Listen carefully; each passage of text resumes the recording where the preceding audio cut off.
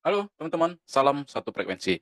Nah, teman-teman, sebagai investor ulung dengan pemahaman tajam tentang value investing, Monis Pabrai bukan hanya sebagai maestro dalam keuangan, tetapi juga sosok yang dekat dengan legenda investasi yakni Warren Buffett dan juga Charlie Munger.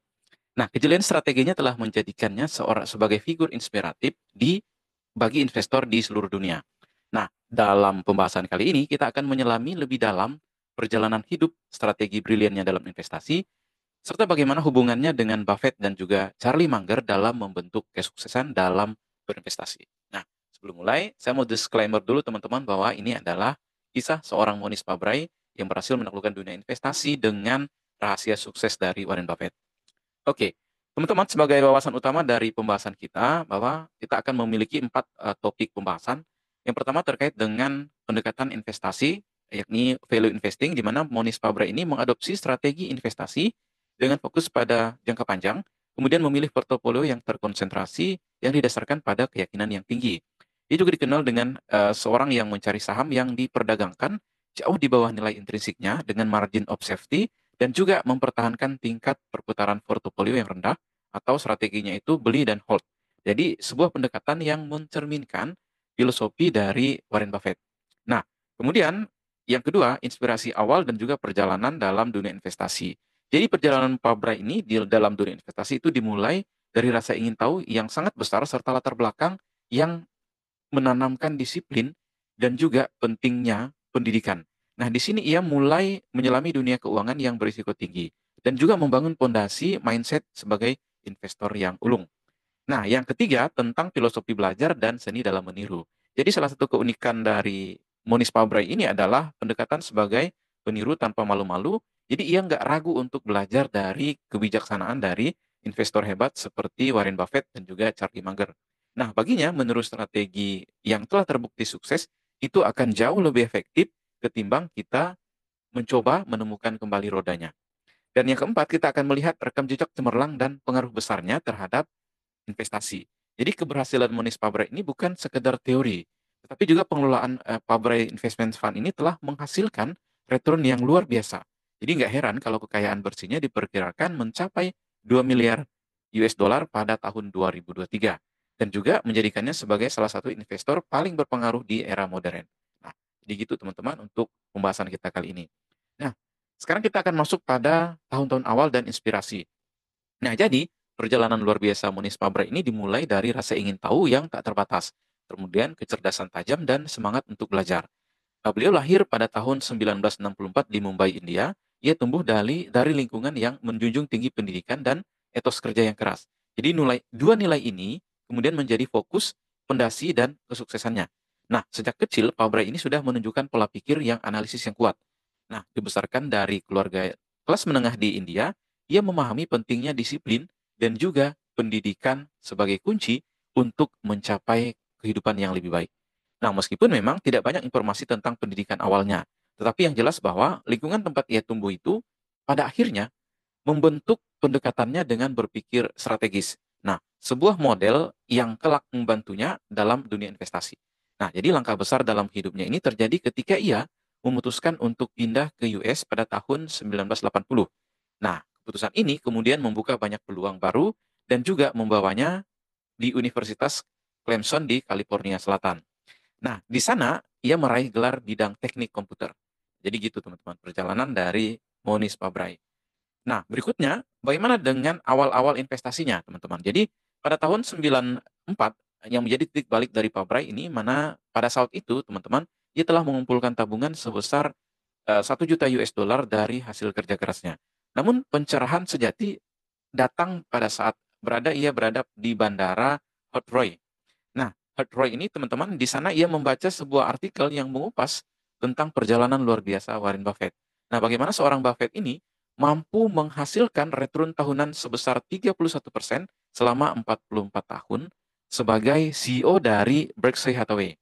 Nah, bagi Pak Bray, tentu saja angka ini bukan sekedar angka. Jadi ia menyadari betapa dahsyatnya kekuatan compounding. Nah, jadi bunga majemuk ini tentu sangat kuat baginya teman-teman. Nah, dalam perhitungannya teman-teman, jadi perhitungan si Fabra ini bahwa sebesar 1 US dollar pada tahun 1950 akan tumbuh menjadi $144.523 pada tahun 94 jika mengikuti strategi Buffett. Nah, pemahaman ini kemudian mengingatkannya pada legenda India tentang penemu permainan catur. Nah, jadi saat mempersembahkan catur kepada rajanya, sang penemu meminta hadiah sederhana, yaitu satu butir beras untuk kotak pertama papan catur. Nah, dua butir beras untuk kotak kedua, lalu seterusnya menggandakan jumlahnya hingga kotak 64.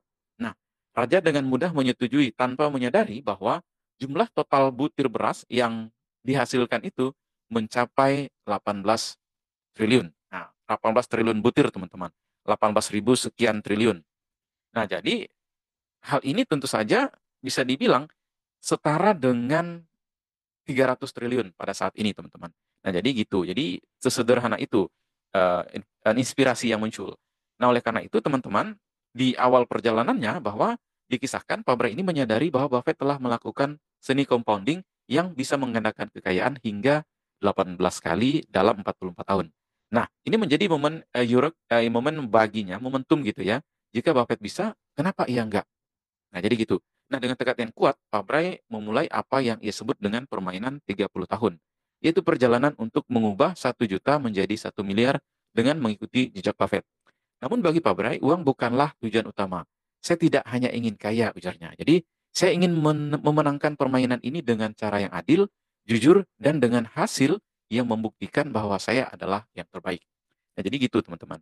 Nah, mengadopsi strategi Buffett dan Charlie Munger, Fabre membangun Fabre Investment Fund dan mencatatkan return yang luar biasa, yakni 1.204% pada 18 tahun. Jadi tahun 2000 hingga 2018.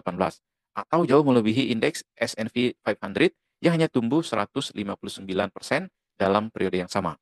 Nah, namun teman-teman, yang membuat Fabre istimewa, ya ini bukanlah ide-ide originalnya, melainkan kemampuan sempurna dalam hal meniru si Warren Buffett. Nah, ia dengan bangga menyebut bahwa dirinya seorang peniru, dengan tanpa malu-malu dia mengakui dirinya itu seorang peniru. Nah, jadi dia menyerap kebijaksanaan dari Warren Buffett, kemudian Munger, dan juga investor hebat lainnya. Nah, si Fabre ini tidak hanya meniru strategi investasi, tetapi juga pendekatan yang mereka gunakan dalam bisnis, kemudian manajemen waktu, dan juga membangun branding hingga kehidupan pribadi. Nah, bagi Fabre, kesuksesan bukan tentang menemukan formula, tetapi bagaimana tentang menjalankan formula yang sudah terbukti dengan disiplin tinggi, yang mana pada saat ini atau sejauh ini strategi itu telah terbukti berhasil. Nah, jadi gitu, teman-teman, kisahnya awal perjalanannya. Nah, kemudian bagaimana hubungan Monis Pabrai, kemudian Buffett dan juga Charlie Munger. Nah, jadi ketertarikan Pabrai terhadap filosofi investasi Buffett bukan sekedar minat biasa. Bisa dibilang ini obsesi yang mendorongnya untuk menggali lebih dalam. Jadi ia membaca setiap surat kepada pemegang saham Berkshire Hathaway yang ditulis oleh Pak Buffett, yang mana mempelajari juga pidatonya dan mendalami buku-buku investasi klasik. Namun pembelajaran ini bukan hanya sekedar teori baginya. Jadi ia mengambil langkah nyata untuk melakukan ziarah tahunan ke Omaha untuk menghadiri pertemuan pemegang saham Berkshire Hathaway. Jadi ini sebuah tradisi yang ia jalankan selama lebih dari 2 dekade. Nah, seiring berjalan waktu, upayanya membuahkan hasil. Jadi Pak Bray bukan hanya memahami strategi dari Buffett, tapi juga ia berhasil membangun hubungan pribadi dengan sang legenda. Nah, jadi lebih dari itu, ia juga menjalin persahabatan dengan Charlie Munger, di mana Charlie Munger ini adalah tangan kanan dari Buffett. Nah, hubungan ini sebenarnya nggak sekedar profesional, jadi mereka berbagi momen kebersamaan. Misalnya seperti makan malam di rumah Munger di Los Angeles, dan juga bermain bridge di klub eksekutif Mungernya ini. Jadi mereka itu sangat akrab gitu, teman-teman ya. Namun sebelum bertemu langsung dengan para idolanya, Pabrai juga sudah meyakini bahwa Buffett dan Munger ini telah merumuskan hukum investasi. Jadi sesuatu yang dianggap setara dengan hukum fisika. Nah, semakin banyak ia membaca, semakin ia yakin bahwa prinsip yang mereka ajarkan ini adalah kebenaran absolut dalam dunia investasi. Nah, jadi gitu, teman-teman. Jadi dia belajar dari Buffett. Kemudian dia belajar juga dari Charlie Munger. Nah, Pak Bray seringkali heran melihat banyak manajer investasi yang mengabaikan strategi Warren Buffett. Baginya, ini sama anehnya seperti seorang ilmuwan yang menyangkal keberadaan gravitasi. Nah, prinsip-prinsip Buffett ini sangat jelas. Jadi, dan sederhana. Jadi jelas dan sederhana. Namun tetap diabaikan oleh banyak investor yang lebih memilih pendekatan spekulatif. Nah, jadi gitu, teman-teman ya.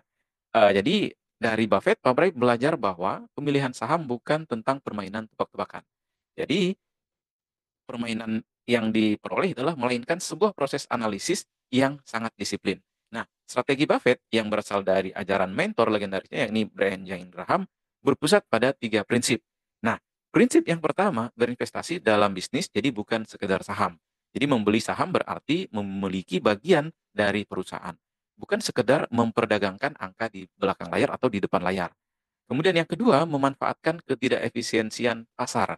Jadi seperti yang dijelaskan dalam buku klasik Benjamin Graham, The Intelligent Investor, bahwa pasar seringkali salah menilai bahwa sebenarnya suatu perusahaan itu memiliki nilai yang lebih tinggi, namun dihargai oleh rendah. Sehingga investor yang cerdas harus bisa melihat peluang di balik volatilitas harga tadi. Kemudian yang ketiga ada margin of safety atau margin keamanan. Nah, jadi selalu membeli saham dengan harga yang jauh di bawah nilai intrinsiknya dan dengan catatan untuk mengurangi risiko dan meningkatkan potensi keuntungan. Jadi bagi Warren Buffett dan juga Charlie Munger dan juga Pak Bray, berinvestasi bukan tentang melakukan transaksi. Nah, jadi melainkan tentang menunggu peluang yang benar-benar menguntungkan. Seperti yang sering dikatakan oleh Charlie Munger, taruhan terbaik adalah ketika harga saham salah harga. Itulah saatnya kita untuk masuk. Nah, jadi itu filosofi dari Charlie Munger. Nah, filosofi ini telah membawa Pak Bray pada jajaran investor top dunia, teman-teman. Jadi dengan menerapkan prinsip-prinsip dari Buffett dan juga Charlie Munger secara disiplin, ia telah membuktikan bahwa menjadi peniru tanpa malu-malu bisa menjadi strategi yang sukses dalam dunia investasi. Nah, jadi bayangkan teman-teman, si peniru juga nggak perlu merasa malu. Jadi ya kalau kita juga meniru ya ngapain malu gitu ya teman-teman. Nah, kemudian dana investasi Pabrai yang mana kita tahu dari value investing-nya ini dimulai pada tahun 99. Jadi Monis Pabrai itu mendirikan Pabrai Investment Fund ini sebuah dana lindung nilai yang didasarkan pada prinsip-prinsip investasi yang diadopsi dari Warren Buffett. Nah, dana ini dirancang untuk meniru partnership Buffett yang terkenal dari tahun 1950 dan 1960 dengan fokus utama pada penciptaan kekayaan jangka panjang melalui investasi yang bijak. Nah, strategi utama yang menjadi dasar pendekatan investasi Pabrai adalah fokus pada tujuan jangka panjang. Jadi Pabrai ini percaya bahwa keberhasilan investasi sejati ini membutuhkan waktu. Jadi ia menghindari spekulasi jangka pendek dan lebih memilih memegang saham selama beberapa tahun atau hold jangka panjang untuk memaksimalkan keuntungan dari pertumbuhan nilai perusahaan. Kemudian portofolio terkonsentrasi. Nah, berbeda dengan banyak manajer fund lainnya yang melakukan diversifikasi yang sangat luas, Pabra ini lebih memilih sejumlah kecil saham dalam portofolionya. Nah, dengan tetap keyakinan yang tinggi tentunya. Jadi filosofinya adalah lebih baik memiliki beberapa investasi luar biasa daripada banyak investasi yang biasa-biasa saja. Kemudian yang ketiga adalah margin of safety. Ini sesuai ajaran Benjamin Graham bahwa Pabrai selalu mencari saham yang diperdagangkan dengan diskon yang besar terhadap nilai intrinsiknya. Nah, jadi teman-teman, hal ini akan mengurangi risiko dan meningkatkan potensi keuntungan. Yang keempat, jadi pergantian yang rendah atau beli dan hold. Nah, strategi beli dan tahan ini adalah kunci utama dari dana investasinya. Nah, Pabra ini nggak mudah tergoda untuk sering menjual dan membeli saham atau switching gitu teman-teman ya. Melainkan hold sampai valuasi saham benar-benar potensial. Nah, jadi fokusnya itu adalah jangka panjang. Nah, jadi teman-teman, bisa dibilang Fabra ini bisa melampaui indeks S&P 500. Nah, returnnya itu teman-teman, pendekatan ini telah membuahkan hasil yang luar biasa. Jadi pada tahun-tahun awal tentu saja ini bisa dibilang sangat luar biasa. Jadi pada tahun 2000 hingga 2018, dana lindung nilai Fabra ini mencapai return 1.204%. Nah, jauh melebihi pengembalian atau return dari indeks S&P 500 yang hanya sebesar 159%. Nah, teman-teman, salah satu keunggulan utama dari strategi Fabra ini adalah kemampuannya untuk menunggu dengan sabar hingga pasar menawarkan peluang yang benar-benar menarik. Jadi, ia sering berinvestasi pada perusahaan yang under value, kemudian asetnya tertekan, dan juga situasi yang khusus, di mana harga saham benar-benar jauh di bawah harga yang sesungguhnya. Dan dengan melakukan riset yang menyeluruh dan memiliki disiplin yang kuat, ia berhasil mengidentifikasi perusahaan yang memiliki potensi besar untuk tumbuh dalam jangka panjang.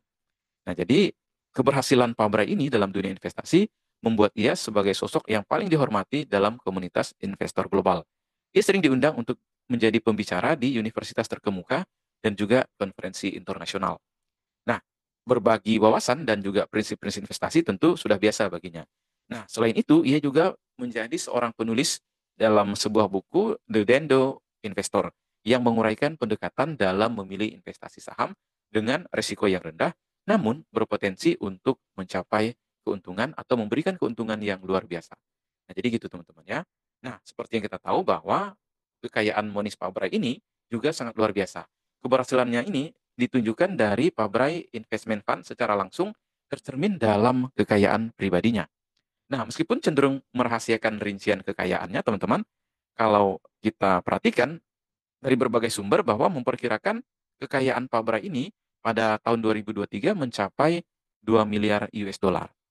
Nah, angka ini tentu saja menunjukkan betapa efektifnya pendekatan investasi yang dia gunakan atau value investing yang diterapkan itu sangat efektif. Dan juga kemampuannya dalam mengelola risiko sambil tetap meraih pengembalian tinggi dalam jangka panjang. Nah, oleh karena itu teman-teman, wajar kalau kita berpandangan bahwa Monis Pabrai ini, nah ini sebagai penutup, Monis Pabrai ini sebagai bukti hidup bahwa value investing yang disiplin dan juga sebagai kesabaran dapat membawa kesuksesan yang luar biasa bagi investor. Salah satunya dibuktikan oleh Monis Pabrai. Nah, kemudian kesuksesan dalam dunia investasi nggak harus berasal dari ide-ide baru, tetapi juga dari eksekusi dari prinsip-prinsip yang telah terbukti. Nah, seperti yang dipraktekkan oleh Pabrai ini, dia mempraktekkan strategi investasi dari Warren Buffett dan terbukti. Returnnya itu hingga 1.204% selama 18 tahun. Nah, jadi gitu teman-teman, mudah-mudahan informasi ini bermanfaat dan sedikit cerita tentang Monis Pabrai ini bisa menginspirasi Anda, apalagi di saat ini situasi pasar atau market di Indonesia itu tidak sedang baik-baik saja. Nah, oleh karena itu kita sebagai investor harus tetap bersabar dan menunggu momentum yang tepat untuk berinvestasi. Entah itu untuk membeli, kemudian hold, atau menjual. Oke teman-teman, saya Daniel dan salam satu frekuensi.